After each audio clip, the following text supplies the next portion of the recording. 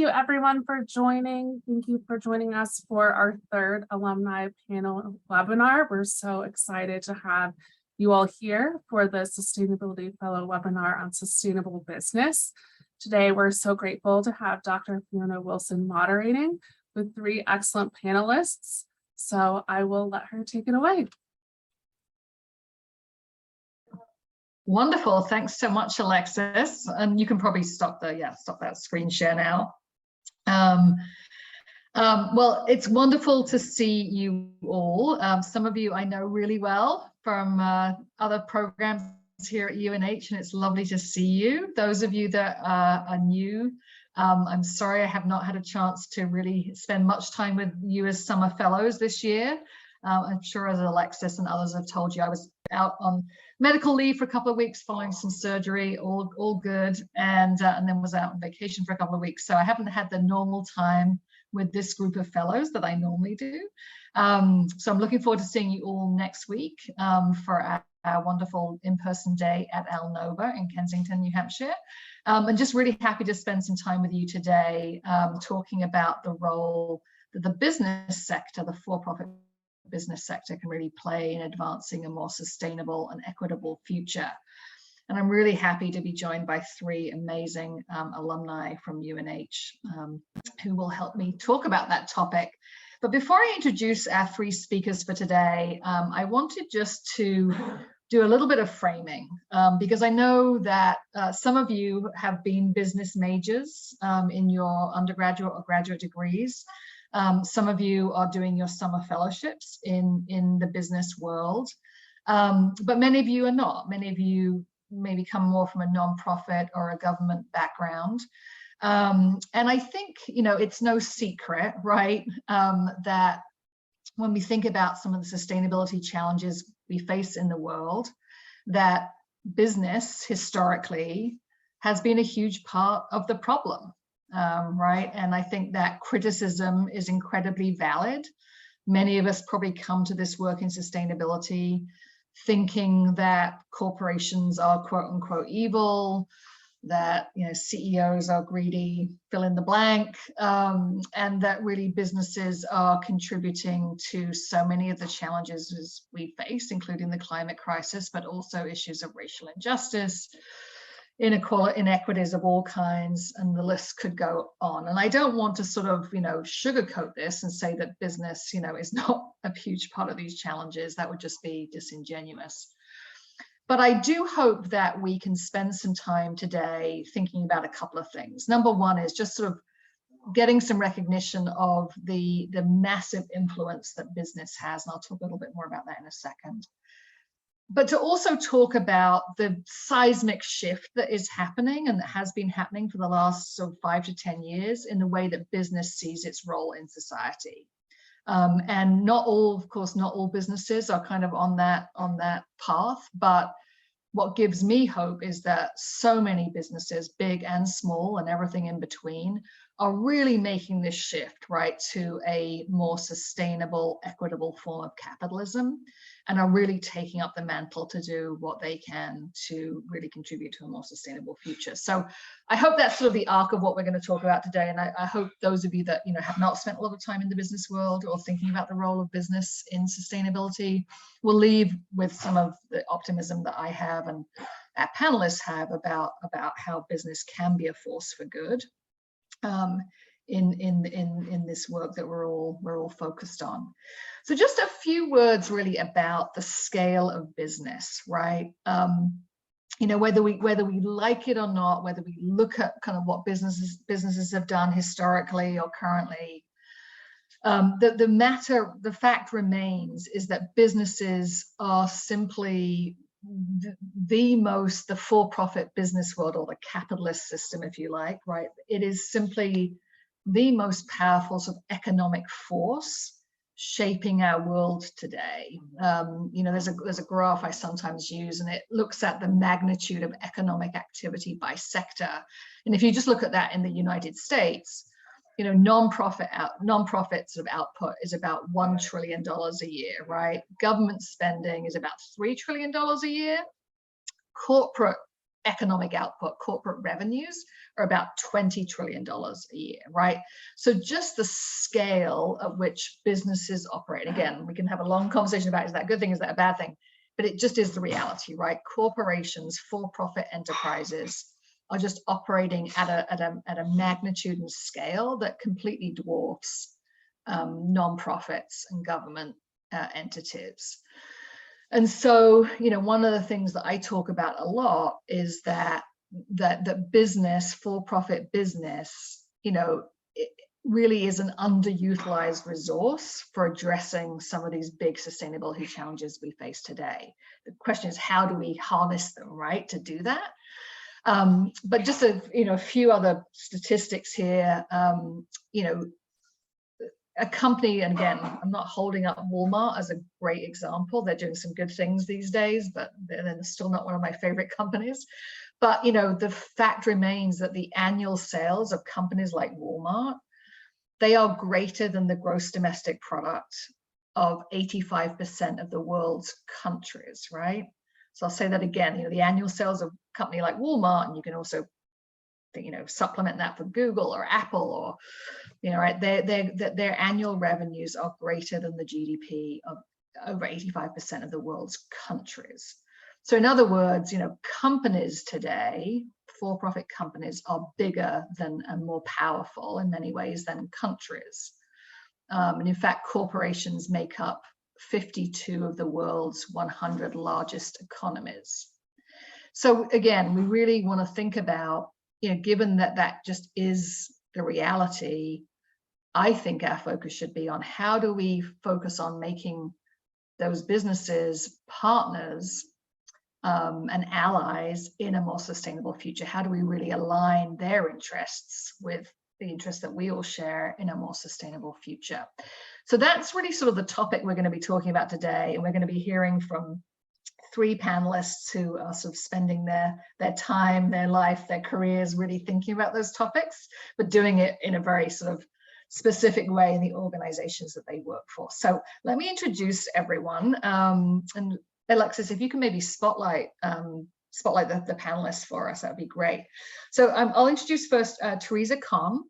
So Theresa was a student of mine back in 2014, 2015. It's great to see you, Theresa. Hard to believe that, you know, eight years have flown by. She graduated from UNH in 2014, and then with a graduate degree in 2015. And today she's the global distribution and sustainability manager at a company called Nemo Equipment. It's an innovative outdoor gear brand. It's based right here in Dover, New Hampshire, but has national and international distribution. She's done a lot of really great things while she was at UNH. Her undergrad was in environmental conservation and sustainability. She served with the Student Conservation Association and National Park Service. She interned at the New Hampshire State Parks Department, and she also participated in a wonderful program we have here at UNH called EcoQuest, which is a semester over in New Zealand. She took an influential course her senior year. Apparently I was one of the faculty in that. And it really helped her switch gears. And so she decided to enroll in the full-time MBA program at UNH. And then joined Nemo not long after. So next I'll introduce Peter Duffield. Peter is also a UNH grad. He is the co-founder and global co-chair today for the company Fidelity Investments for their Sustainability Special Interest Group. And so what's really interesting about Peter, and I'm sure we'll get into some conversation about this, is, you know, Theresa has a full-time job as a sustainability manager. Peter is part of, he's leading and co-founded this employee-led organization. So has over 4,000 members now, 15 regional chapters across North America, Europe, and Asia. So sort of a different way of kind of moving an organization where you work towards a more sustainable practices. So in addition to his role as this global co-chair of the Sustainability Special Interest Group, he also supports strategy and planning efforts for Fidelity's legal, risk, and compliance functions. After graduating from UNH, he began his career at Fidelity in a global rotation development program, and has worked in various roles since that time as an analyst, a consultant, and project manager across some of the various business units that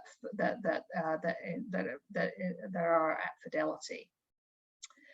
So Peter, welcome back to you. It's so nice to see you as well.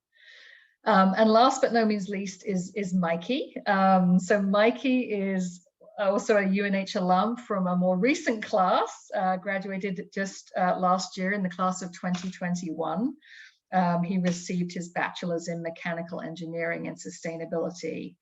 And since graduating, he has been working for his own organization, SCRAP, which he co-founded with some other UNH alums, as well as working with the New Hampshire Businesses for Social Responsibility as a nonprofit organization here as their sustainability fellow last year, and that work continued into the fall.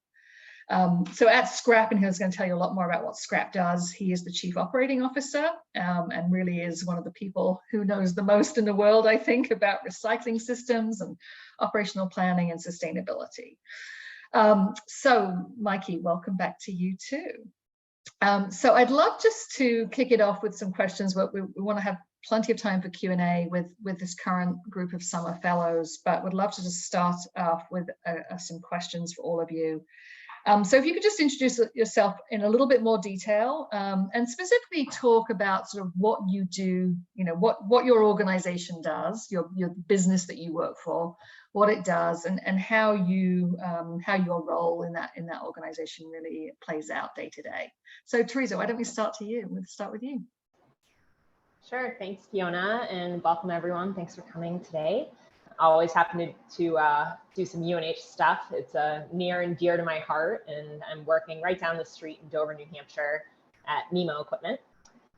So a little bit more about me. I'm from the Boston area, and I went to UNH and was originally an anthropology major 100% because I wanted to be Indiana Jones. I'm happy to say that I do a lot of things that I think Indiana Jones would think is cool, but recognize that anthropology is not necessarily the path for that. I wanted to be outside and have adventure in my life. I love going hiking and exploring and traveling. So I switched to environmental conservation and sustainability as an undergrad degree. And I kind of hit a crossroads where I had a opportunity for a free ride to grad school potentially, and so I could either have done a really science-focused grad degree in climate science, or I could totally switch gears, as Fiona mentioned. I had taken a gen ed business course, which I actually thought was really interesting, and thought maybe corporate sustainability, especially in the outdoor gear industry, could be a fun thing to do. So I ended up applying for the one-year accelerated MBA at Paul College. Totally not like me. It was just like a granola crunching, dirty, like outdoor environmental grad person, you know. But I ended up getting into the grad program, but not getting the free ride. But was at the end of my senior year and didn't have any job prospects and already had some student loans. So I was like, let's just throw this on top. And it ended up being actually a really good decision. I learned a ton. I think I learned more about what my day-to-day would be like after college, more in that one-year MBA program. Things like sort of working in a group, super group cohort focused. I hated it, but that's really what like adult life is, unfortunately, working with teams and working with people who maybe you don't have the exact same viewpoint on. And it served me really well, and it helped me get my foot in the door at Nemo after graduation. We had, I knew a friend from college who worked there in an entry-level position who got me an interview for a logistics coordinator role, something I had no experience with, but then the hiring manager was also a UNH alum of the MBA program. So it's a lot of great synchronicities there. I highly recommend leaning on your network as you're starting to build a career. And so I got in at Nemo, and we were a small, scrappy 10, 12 person team, pretty unknown outdoor gear brand at the time, pretty specialized in a very expensive ultralight camping gear, tent, sleeping bags, sleeping pads. And it's been 7 years now, and we have grown exponentially. We're the #1 sleeping bag brand in North America. We have expanded into camp furniture. You can find our stuff at REI, LL Bean, but also globally, our second largest customer is actually our distributor in Japan.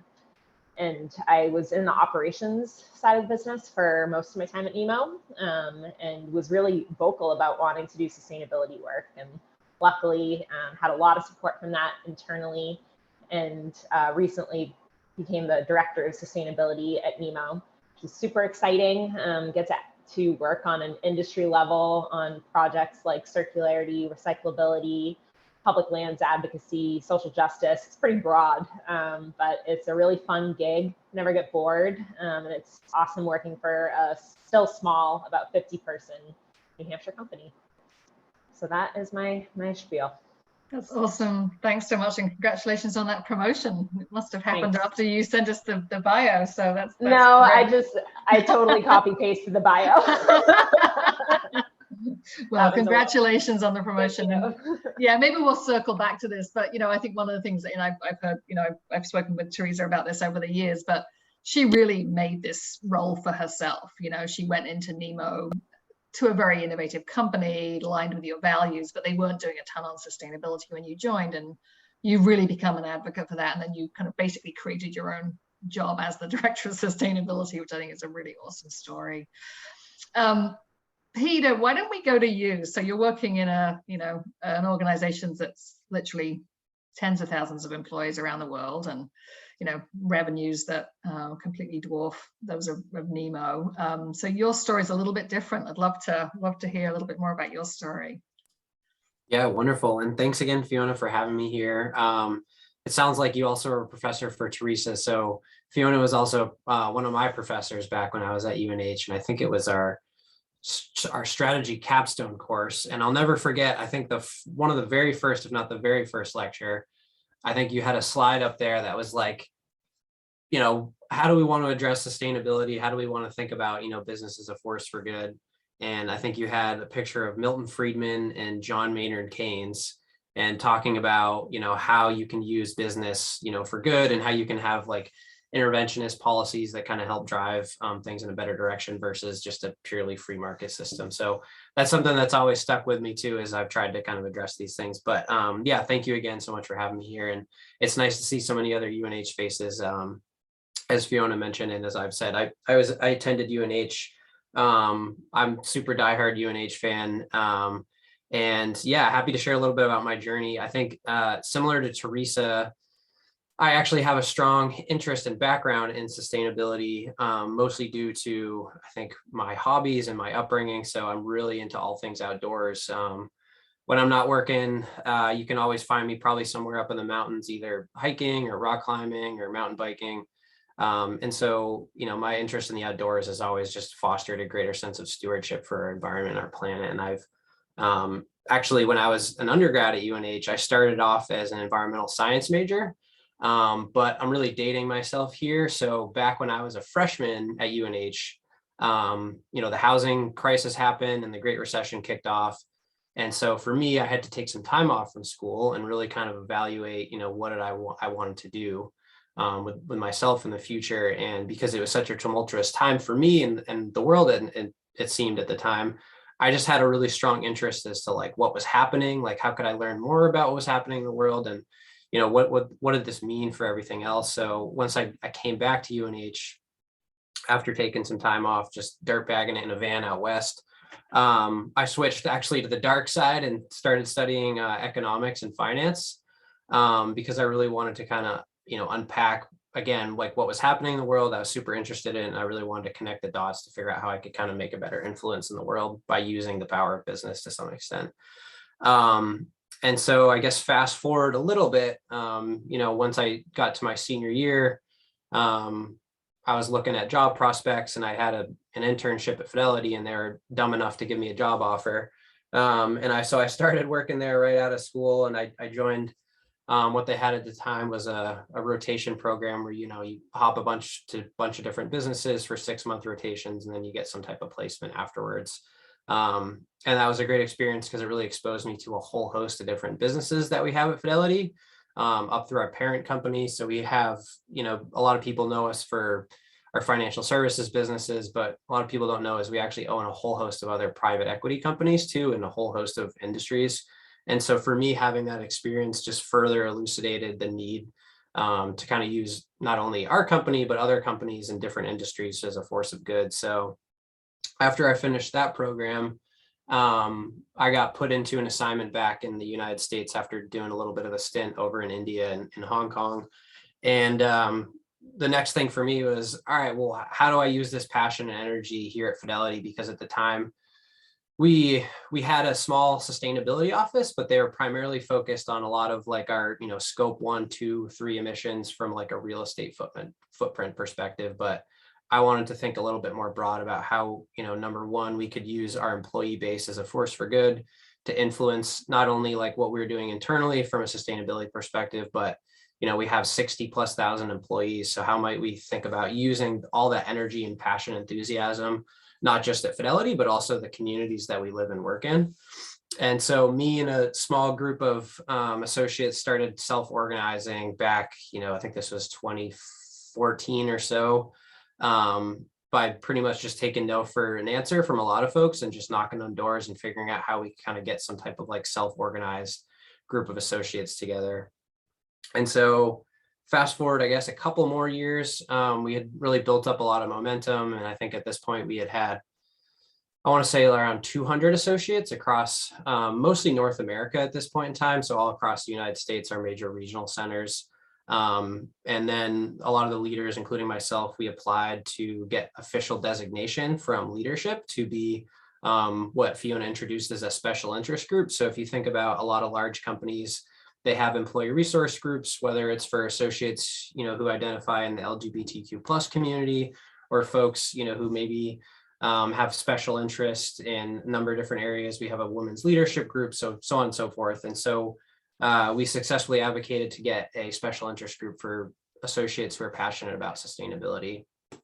And we launched this back in 2020, I believe it was. So right at the onset of the pandemic, which created some headwinds for us because a lot of the work we do is associate based. How do we get engaged? How do we figure out ways to reduce our carbon footprint and in strategic and innovative ways? But it's obviously a challenge. But despite a lot of these headwinds, we've seen just extremely strong interest from a lot of our associates and how we can get more involved and make a big difference in this space. So I think, as Fiona mentioned, now we're about over 4,000 members, and we have chapters across basically every different satellite region that we have across the globe. So it's just been extremely exciting to see such passion and enthusiasm in the space. And actually just last year, our firm hired a new chief sustainability office who just is bringing such tremendous momentum and insights from her background in banking.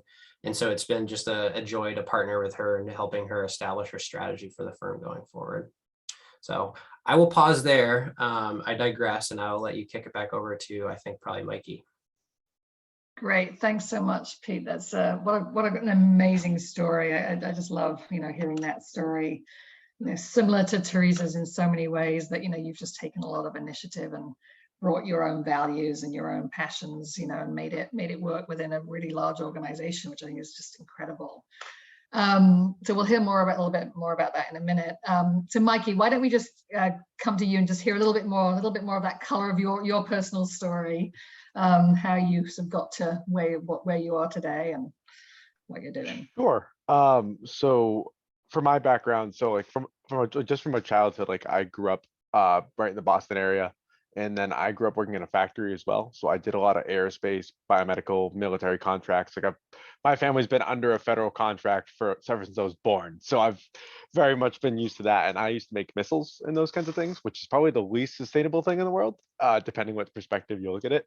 And then I decided because the mechanical engineering program at UNH is really rigorous and they don't let you travel abroad a lot. So I just kind of said, yeah, screw it, I'll take an extra year. So I went to EcoQuest as well in New Zealand. And that was kind of where it was like, oh, I really don't want to make missiles anymore. I'd rather do something different. So the semester before I declared the sustainability major, but then it like really reaffirmed it. So like my background, like albeit I'm a mechanical engineer, that's really fancy talk in engineering terms for just a systems engineer, because they basically say you use 2% of what you learn in engineering school as a mechanical engineer, but we don't know which 2% you'll use depending where you go. So I know a lot about a lot of different things, but I know a little about a lot of different things essentially. So I'm very much a generalist. That's kind of my background. Like I can pick up things pretty easily, but like in terms of like specializing and really diving into something, it's really kind of like outside my scope. So that's kind of how I came to playing with trash all day.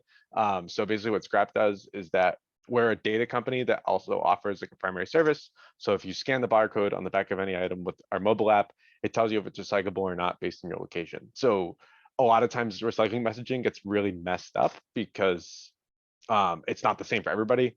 I like to compare it to food allergies. Like somebody could say, hey, fish is super edible, really good for you, definitely should eat it. If someone's allergic to fish, not a good idea. Some people are allergic to PET, some systems are allergic to PET bottles or coated paper, etc. So that's kind of the lens we have to look at it. It's a very place-based issue that is very involved with a global system, which I think everybody knows that phrase at this point. That's pretty much sustainability in a nutshell.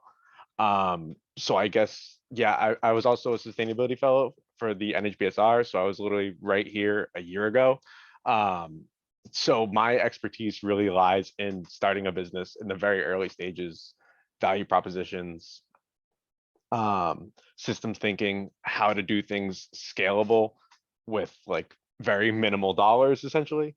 And then also key partnerships with organizations, those kinds of things. Like that's kind of where my specialties lie and kind of what my background is in, because I grew up in a family business. So I've seen how long the hours can be, and like kind of that perspective is what I can really offer. And like that's kind of my expertise.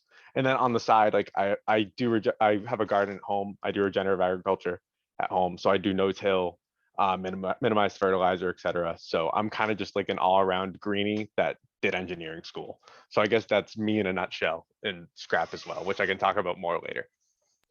Yeah, and just, it's been so great. It's Mikey is very self-effacing, but the success that Scrap is having just a couple of years out is pretty impressive, and working with some really amazing global brands to help them work with their customers to improve recycling rates around the world.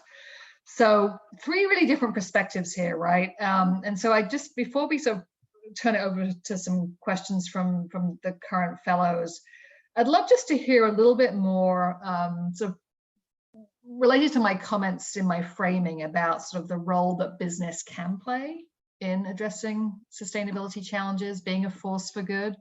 I'd love just to hear a little bit more specific about maybe some of the things in your own organizations, in the roles that you're in currently, that really are kind of making that specific, right? Making that tangible.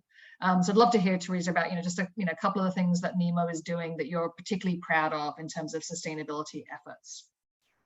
Sure. So just as a primer for NEMO, for anyone who's not familiar with us, so we're a camping gear brand. So anything that you need for a night outside, think sleeping bags, sleeping pads, tents, camp furniture, that sort of thing.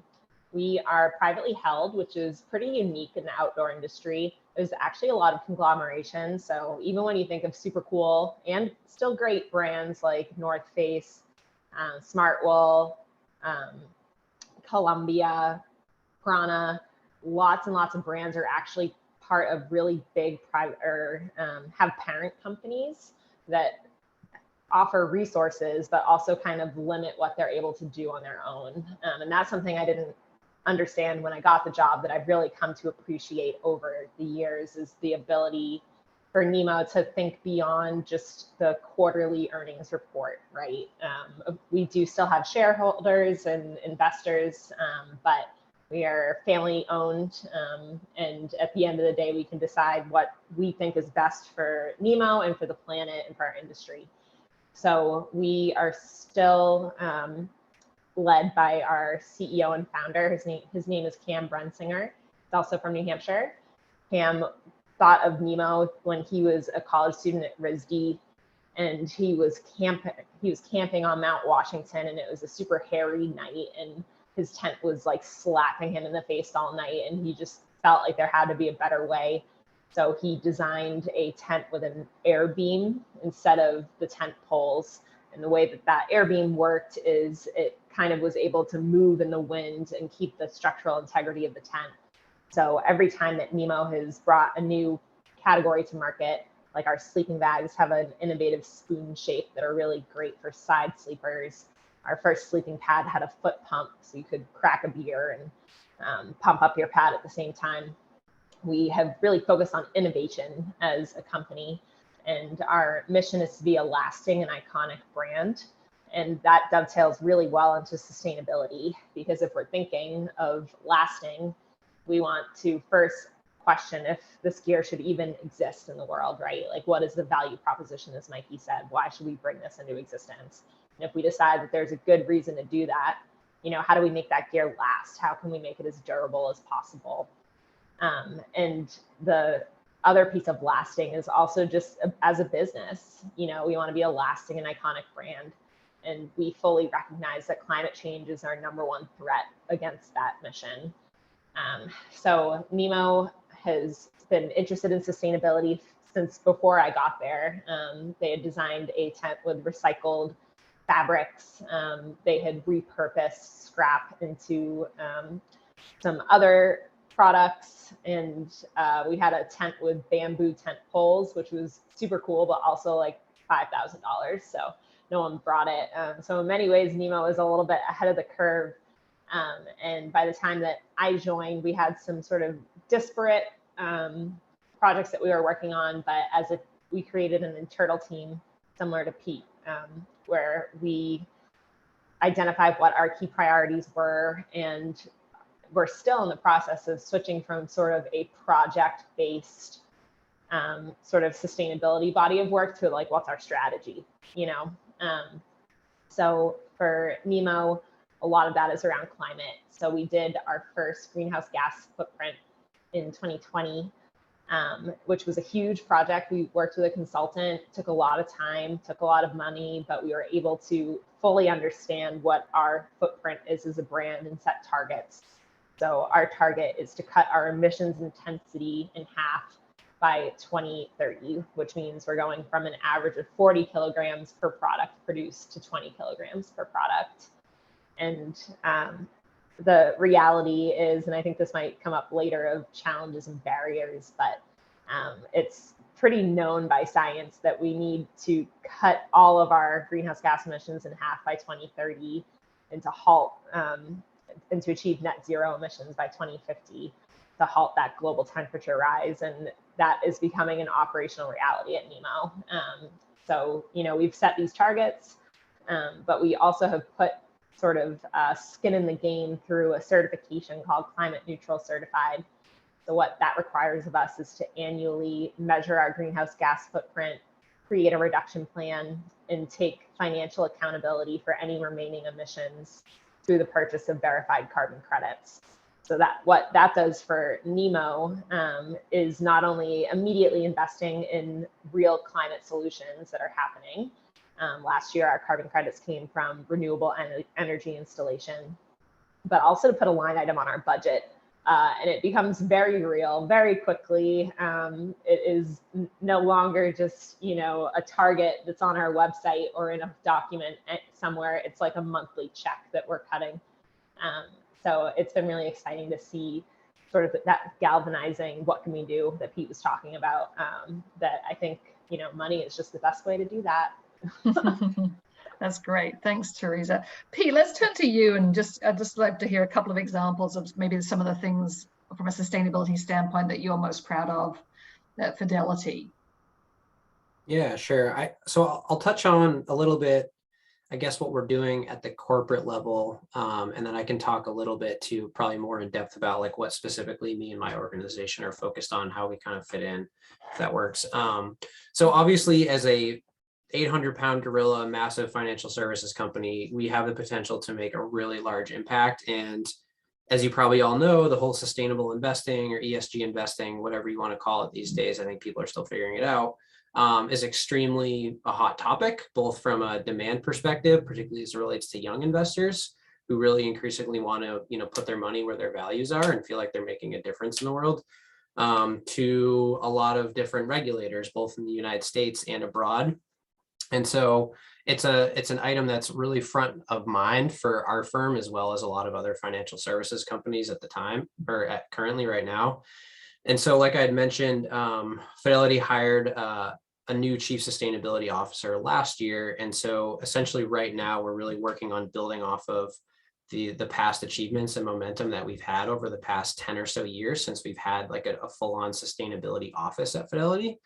And some of those things that we're building upon that we've already had really good momentum on is obviously number one, from, you know, a cleaning up our own house first perspective, right? Really thinking strategically about how we're reducing our energy consumption, as well as how we're being efficient with the resources that we use. 60,000+ employees, that actually adds up to quite a bit. So I think it's 75% of all of our major regional center sites. So the big offices where you have thousands of employees coming every day with their, you know, fancy office spaces are LEED certified at minimum, I think gold LEED certified. So we have a fantastically efficient real estate footprint. And on top of that, something that we've been really investing in heavily over the past couple of years is renewables on site for not only our campuses, but all our major data centers that we have. So actually we have a New Hampshire solar array at our Merrimack campus. And when it was built back in 2018, it was the largest, and it may still be the largest solar array in all of New Hampshire. It's over 12.5 acres, I believe, and it produces like 25% of all our electrical consumption for our New Hampshire associates.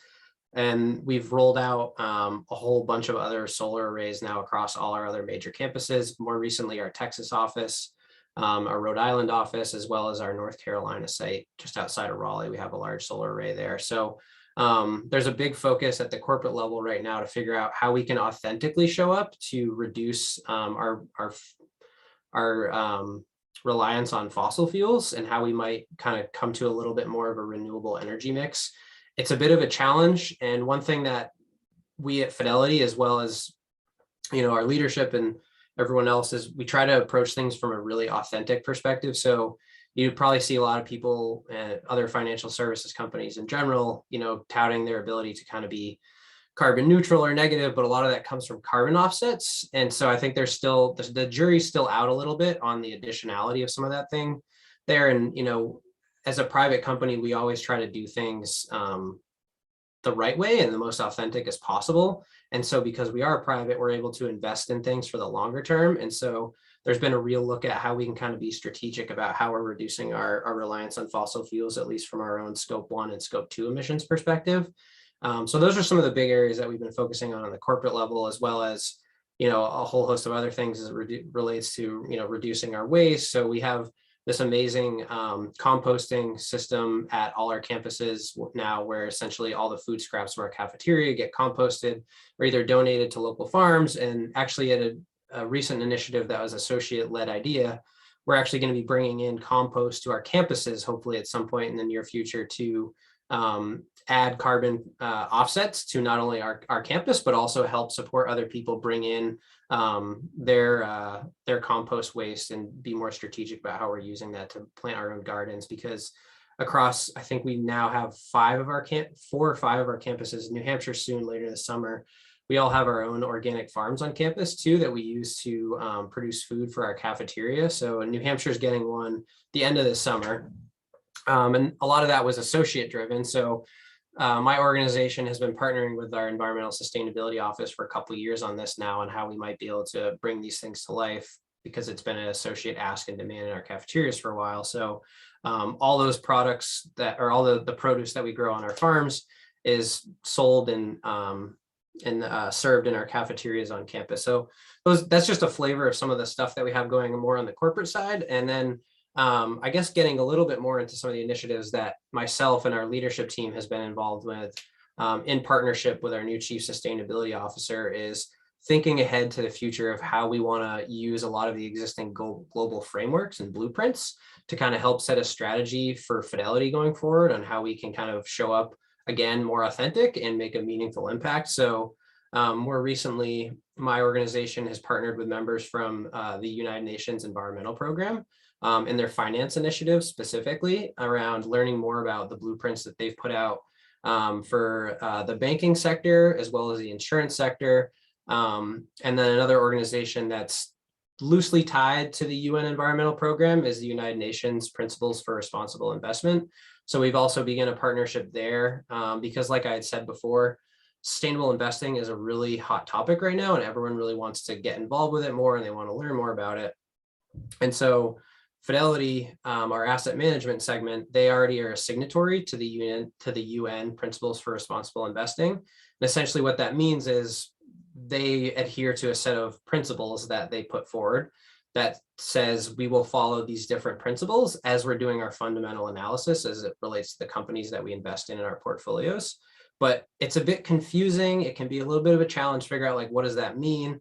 And so we've been partnering with them on, delivering education resources for associates, both internally and externally. So that way people can kind of cut through, what does this mean? How do I learn more about the standards and frameworks that are coming out? And additional partnerships that we're working on right now and figuring out how we can drive more education awareness on.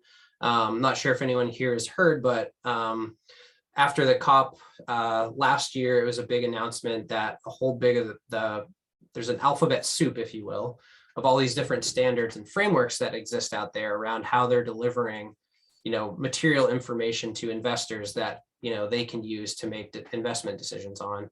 And so after the COP last year, there's a big announcement that a lot of those different alphabet soups are going to be coming together in this new standards board, which a lot of North American companies are still kind of wrangling with and getting their arms around after the EU bloc has kind of adopted it a little bit more. And so we've been working with some of our folks in compliance, risk, legal, so on and so forth to figure out, like, how this is going to come into play for us and how we might, like, kind of prepare for that.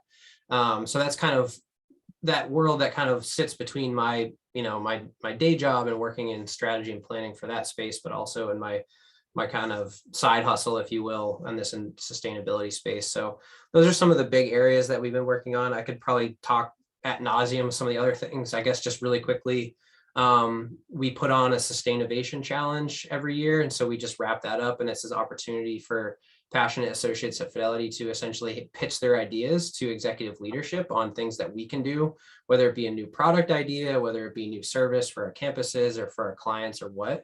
And we have had some really exciting ideas coming out of that this past year on new products and whatnot. So there's a whole host of things. I think the last thing that I'll mention, just because it's a super hot topic as well, is we're hosting a series of events on the intersection of sustainability and Bitcoin. So as you all probably know, there's a huge environmental footprint as it relates to mining in that space. So we're bringing in external speakers to figure out and cut through the noise of, is it actually bad? Because there is actually a lot of great things that it does that doesn't really get enough attention. So I will get off my soapbox there because I could talk about this stuff all day. But yeah, thanks for asking the question. I'll hand it back over to you. That's awesome. Thanks, Pete. Mikey, I think we want to go to Q&A from the fellows in just a couple of minutes, but maybe just really quickly, if you could, you've talked a little bit already about what Scrap is doing, but can you just speak a little bit more specifically about how Scrap is really aiming to have such a significant sustainability impact through the work that you do? Sure. So we had to go the low budget route on sustainability and actually being a startup. So like we are like certified like carbon neutral, and like we do offset our emissions every year. So like we're an emissions free company, but we all work from home. We're a completely asynchronous team across different time zones. So like our natural footprint as a company is incredibly small. And then all of our servers are hosted through Microsoft, and we actually run a grant from them. So like they're really hardly working on making their servers like carbon neutral as well. So like going up the chain, I struggle with scope 1, 2, 3, but I just kind of say like ourselves, and then up like the value chain and like logistics, etc. Like looking at that, like that stuff that's really out of our control is slowly going towards zero. But what I can say is that my advice in terms of sustainability is definitely, and like why like sustainable capitalism is like a huge thing. Cash is king or queen, whatever you may look at it. It's awesome. We've seen how ineffective our government can quite be. So I think businesses, ineffective isn't a word I would use. I would say have wrong priorities sometimes, but they're very effective at what they do. If there's a financial interest and they can benefit the world at the same time, they will jump at it. Our lead time with municipalities is between 6 and 9 months. Our lead time with office parks for the programs we run, the lead time is max 3 months. So they're 3 times as fast, and also bottom line makes sense. Let's do it.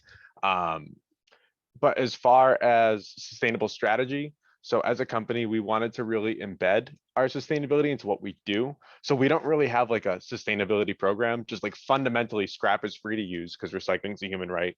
And then also the data is open source. Our largest competitor in the United States refuses to publicize their information, which kind of makes us believe like, so if you won't show us what you're doing, are you just lying behind the scenes? And they kind of said no comment. So yes, but basically our approach is if you can embed sustainability into everything you do, you don't necessarily have to have like these programs, and these programs are amazing like if you can have them, but for a small startup, for us, it just makes sense to have sustainability be a fundamental thing that we do, like make the app free, make the app accessible, have language support way earlier. We're unveiling in Spanish, Mandarin, French Canadian, and like we already established that, which like we're still working on English, but nonetheless, like making these tools accessible was really how we wanted to tackle sustainability, because that's what it comes down to. There's a lot of NIMBY, a lot of environmental justice issues around recycling, like where these processing facilities are. So we wanted to make sure where the problems exist, the access to that infrastructure is feasible, because you can't roll out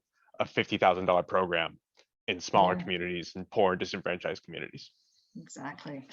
Thank you. So, you know, I know we've got such a wealth of perspectives and experience on this panel. I'm really keen to have fellows ask questions of you all. So, Alexis, are you just letting people unmute or put hands up, or how are we? Right, definitely. So we can either do hands up and you can unmute. We love to hear your voices as well, or feel free to put it in the chat box. I'll even stop the spotlight so we can see everyone. Thanks. Yeah, feel free to put a hand up or put a question in the chat. I'd love to turn it over to you all for some questions for our speakers.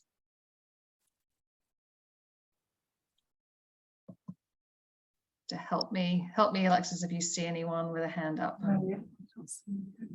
Oh, we have a question in the chat box. All right. Oh, Kat, why don't you unmute yourself and ask your question? Okay, fine. I don't want you guys to hear my really loud AC in my window over here. So my project this summer is I'm creating a roadmap for my company to implement internal carbon pricing. So my question is, have you guys heard of that? Are you considering that in your own company? It really sounded like when Theresa was talking about that crediting system that you use, it's kind of similar. So just what are your perspectives on that in the industry? Yeah, I'm happy to jump in there, Catherine. So I mean, you could do, there's a lot of different ways to do it. I think the best way, I'm not sure what type of company you're working at, but for Nemo as a product company, over 86% of our associated emissions happen before the product leaves the factory, which is crazy. Like, just think about that for a second. That means that our emissions are in our materials. It means that it's happening in the resource use in our supply chain, et cetera. The way that I got to be able to say that number is we did a carbon footprint, which there's different ways to do it. And as, you know, like a summer intern, you could absolutely take advantage of some of those maybe less intensive ways. I would look at Climate Neutral. They have a tool called the Brand Emissions Estimator, the B tool, that it's a financial based modeling system. So if you have financial usage for the company you're working for, you can get like a really nice rough estimate, and then you can attack that in different ways. Like we attacked it with, you know, basically the units produced, dividing our footprint by that units produced. But so I think that way of kind of equating it to whatever your company is doing is powerful. Another way could be just using like carbon credit pricing, which I would have to think a little bit the best way for you to understand that info. Carbon credits can really, really range in pricing. And they also range in additionality and things of that nature. But I would start with trying to understand your company's footprint, even more so than the price of it. Like just being able to equate a number to a unit for a company, I think has been really powerful at Nemo. Thanks. So my company is actually Hypertherm, if you guys are interested. Also a privately owned company. So there's a lot of similarities in what I've heard from you guys. They already have a really good carbon footprint way to measure. So I'm kind of at the end, like they're really ready to start doing this. But yeah, thank you for the climate neutral resource. Okay. Pete, is Fidelity thinking about internal carbon pricing at all? I mean, it's something that UNH is also thinking about. So I'm just sort of curious if Fidelity has thought about that at all. Yeah, and obviously as a company that's not actually producing anything tangible, like no tangible goods, a lot of this where we have agency to make headway in this space relates to procurement. So the vendors that we're using on everything from software to people coming into our office and helping with cleaning and stuff like that. To also a big driver of this is associate travel, so travel and expenses. And I think on the latter is where we've been thinking and working for a number of years on is essentially assigning a price to all the different business units. So every time someone books travel and expenses, there's another line item that gets added to that, and then that gets expensed and costed to that business unit. So that way, all up and down the chain as it relates to both the most senior leaders to folks working in line finance, and those business groups are thinking about ways that they can enact policies that reduces travel and expenses and the carbon footprint associated with that. So that's one angle that we're currently working on approaching that. And then, as I mentioned, on the procurement space, something that's actually currently in the works right now for us is our procurement office has gone through a review of how we're essentially evaluating our suppliers to some extent. And so really taking a closer look at and building this into our RFP process to some extent is, are all our suppliers meeting our standard for diversity inclusion efforts? Are they meeting our standard from a carbon footprint perspective? And also something that I'm passionate about and some of my other impact associates at Philly have been working on most recently is having a set of standards that some of those suppliers have to adhere to as it relates to actual tangible goods. So as it relates to us procuring, I don't know, promotional materials, anything that's like tangible that we're bringing into Fidelity, having them meet a certain sustainability standard as it relates to the sourcing of their hard goods for those different items. So that's something that's currently in the works, but still a lot of work to do in that space. Yeah, I love hearing that. That's awesome. So let's see. Other questions for our panelists?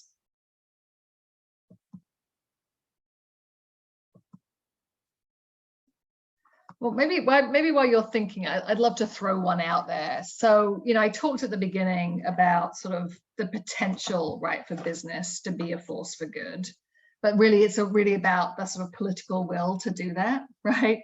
And there is a lot of sort of headwind in this space. Those of you that aren't business students, Pete mentioned earlier, Milton Friedman, Nobel Prize winning economist, and very famously kind of made the statement about 50 years ago that said that the only responsibility of business, the only social responsibility of business is to maximize profits for their shareholders. And they saw that the issue of kind of the environment and other stakeholders such as employees in the community as being sort of the job of government or nonprofits. And that really, that simple statement was really essentially shaped sort of capitalism over the next 50 years and is really responsible for a lot of the issues we have today. But we're really in this moment in time where there's a lot of will to say those ideas are outdated and that they're essentially wrong, and that for business to be successful and to thrive, it has to consider all stakeholders, including the environment, the planet, employees, suppliers, etc. And so there's this really powerful movement happening, which is a much more socially and environmentally conscious form of capitalism. But there are still some challenges to that, and I think one of them is this sort of idea or this misconception that somehow we have to choose between sort of doing well and doing good. We have to sort of choose between making money and making the more sustainable choice. And I'd love just to hear from our panelists today, like, is that a dichotomy that you buy into, or do you think that's sort of a false dichotomy? It kind of, that's a big it depends. I feel like I'm the it depends guy because a lot of people ask me like, is this recyclable or not?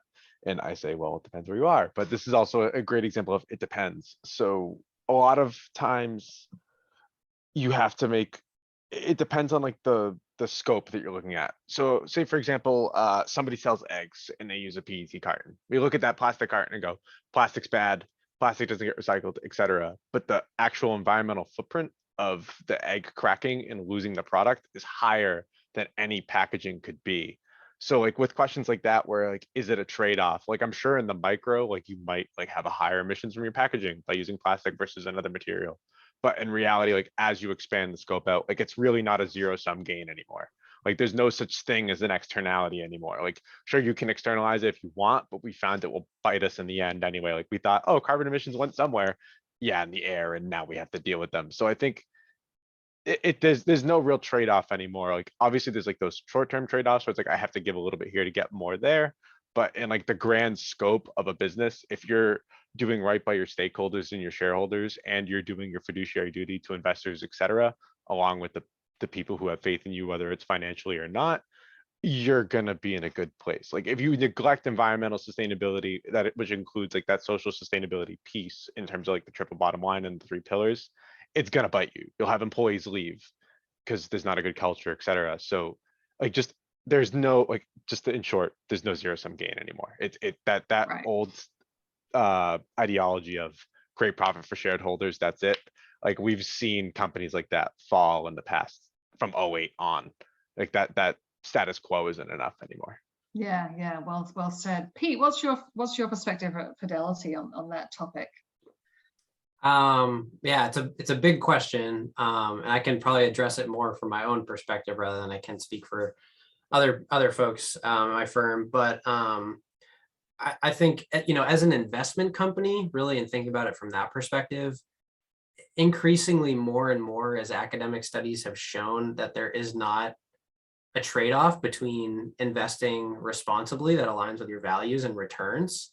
So, and I think that has fundamentally shaped and driven to some extent a lot of the increased demand in ESG investing, is that there is not necessarily this trade-off between responsible companies that aren't just polluting the atmosphere and their ecosystems and so on and so forth, or have good corporate governance perspectives. There's actually a direct correlation between a lot of the companies that are doing good and they're showing up and doing good things, because at the end of the day, that reduces the risk to those companies if they don't have externalities that are affecting the communities where their employees and their customers work.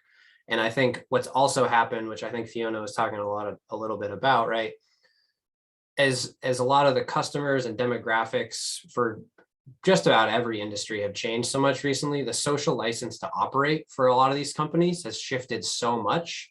So, you know, like what's expected of a financial services company today is vastly different than what was expected of us, you know, even just 10 years ago in terms of how we need to show up in our communities and what we need to be doing on these things. So I think that social license to operate and that pressure from various stakeholders, whether that be our employees, our customers, they're asking more from us.